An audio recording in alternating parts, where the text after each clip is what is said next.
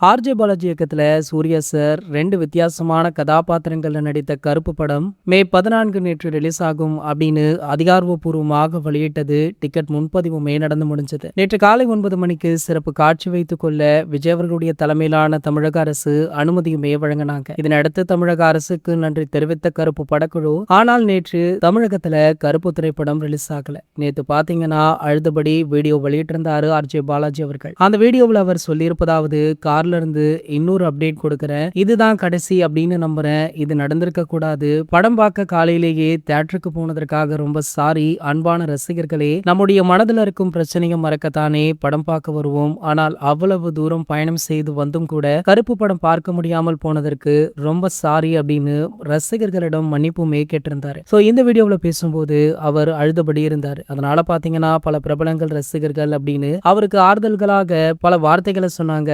இதனிடத்து பாத்தீங்கன்னா இன்று காலை கருப்பு திரைப்படம் உலகமெங்குமே ரிலீஸ் ஆகும் அப்படின்னு சூர்யா சார் அவர்களே காலை ட்வீட் போட்டிருந்தார். ஆகையால பாத்தீங்கன்னா மீண்டுமே அன்பான ஃபேன்ஸ் அதிரடியாக களமிறங்கியிருக்காங்க. மேலும் இந்த படத்துடைய சிறப்பு காட்சிகள் ஒரு சில நாளுக்கு முன்னாடி முக்கிய பிரபலங்களுக்கு போட்டிருக்காங்களாம். சோ படத்தை பார்த்த முக்கிய பிரபலங்களுமே படத்தை ஆகா ஓகோன்னு புகழ்ந்து தள்ளியும் இருக்காங்க. கண்டிப்பாக இந்த திரைப்படம் சூர்யா சாருக்கு ஒரு தரமான கம்பேக்காக இருக்கும் அப்படின்னு அத்தனை பிரபலங்களுமே வாழ்த்தி உள்ளதாக சொல்லப்படுது. இது போன்ற செய்திகளை பத்தி நீங்க உடனே தெரிஞ்சுக்க நம்மளுடைய சேனலை மறக்காம சப்ஸ்கிரைப் பண்ணிக்கோங்க.